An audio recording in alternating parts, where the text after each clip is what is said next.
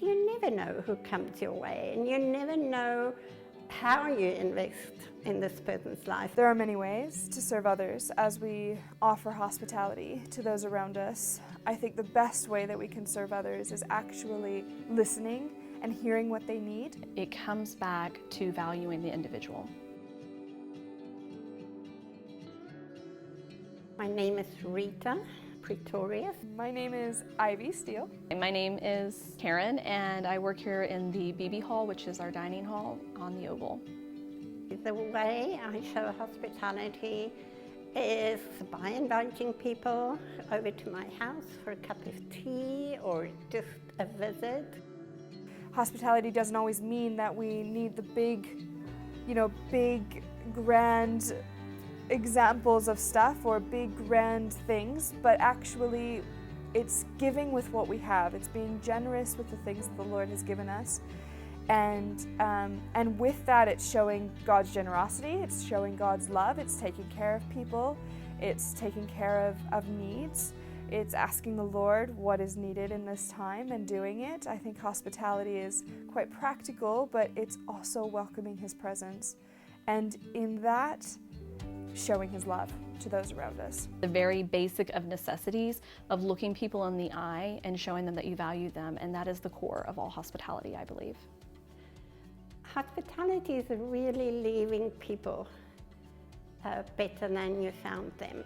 For me, it's giving with no hope of return. And it is just being God's heart to people. I am Natalie Schmeichel, and I am 19 years old. I was shown hospitality upon arrival here at the YWAM Harpenden base. Right off the bat, I was given a room and a nice bed after traveling for a very, very long time from America. And it was just so comforting to be able to kind of feel like home in a place that I've never been, in a country I've never been to, in a place I've never been to. It was really encouraging just to know that I was loved and taken care of in that way by people who didn't even know me. I think that's one of the beautiful things about hospitality. And when you do that, there's automatically a sense of home.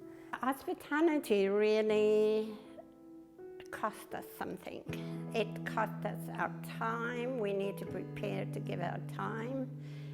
It cost us our finances, our attitudes. I think the hardest thing about being hospitable is that often you are giving of yourself. It is a consistent looking at why am I doing what I'm doing? Am I doing it because I feel obligated to do it, or am I doing it because I want to do it, and what are my reasons?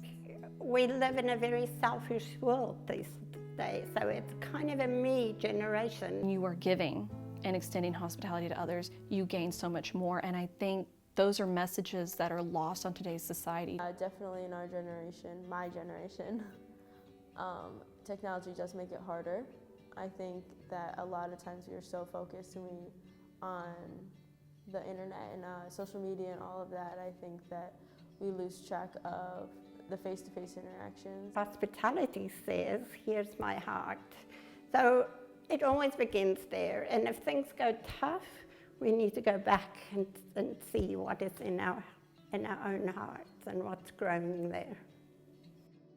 Our generation has the ability to learn, and as we grow up and as we learn, turn into real adults, I think we have the ability to learn what it takes to be hospitable.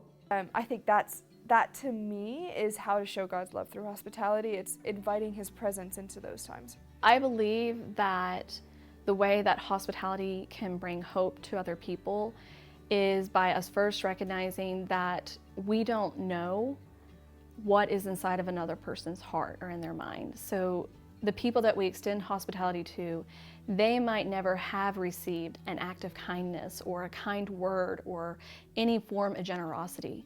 And we don't know that by extending just something as simple, like I said, a smile on your face to somebody else, giving them your full attention and just showing that love, we might be helping the person on the receiving end to have some healing, to understanding, to learning how to receive love for themselves. And even more importantly, that they can see who God is through us and maybe help them to understand how much He loves us. So I think it's very important that we never take it for granted what we might be doing in another person's life when we extend hospitality to them. That hope that can come from it can change a person's life in just the kindness and listening to them and hearing the Lord on their behalf and speaking life to them.